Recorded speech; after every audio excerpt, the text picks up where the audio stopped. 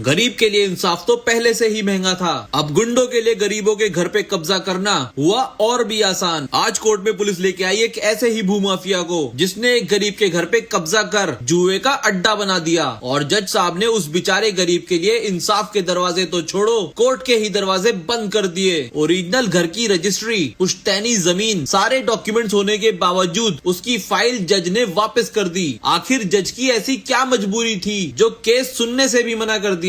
चलिए बताता हूँ। हेलो दोस्तों, मैं हूँ आपका एडवोकेट ज़ीशान। सोचिए जरा, आप अपने घर में 20-25 साल से रह रहे हो। छोटा सा घर है, ना बंगला ना कोठी, लेकिन आज की डेट में उसकी कीमत हो चुकी है 2 करोड़ से ज्यादा। और अचानक प्रॉपर्टी डिस्प्यूट खड़ा हो जाता है। कोई कब्जा, कोई फ्रॉड या कोई फैमिली विवाद। अब जाहिर सी बात है, आप इंसाफ के लिए दरवाजा खटखटाओगे अपने डिस्ट्रिक्ट कोर्ट का, जिला न्यायालय का, लेकिन वहाँ आपको पता चलेगी एक कड़वी सच्चाई। दिल्ली में अगर प्रॉपर्टी की वैल्यू 2 करोड़ से ज्यादा है तो केस सीधा हाई कोर्ट में फाइल करना पड़ता है। और यहाँ से शुरू होती है पब्लिक की असली परेशानी। हाई कोर्ट का मतलब सिर्फ बड़ी बिल्डिंग नहीं होता। हाई कोर्ट का मतलब होता है बड़ी लिटिगेशन कॉस्ट, बड़ी एडवोकेट फीस और तारीख का बहुत बड़ा प्रेशर। मुझे इस सवाल का जवाब आप कमेंट में दो। जो आदमी अपनी पूरी जिंदगी की कमाई से एक घर बनाता है, रोज कुआं खोद के पानी निकालता है और अपने बच्चों का पेट पालता है, क्या उसके लिए हाई कोर्ट जैसे बड़े कोर्ट के खर्चे उठाना पॉसिबल है? सच ये है कि पहले का दौर अलग था। तब 2 करोड़ में प्रॉपर्टी मतलब एक पूरी बिल्डिंग था।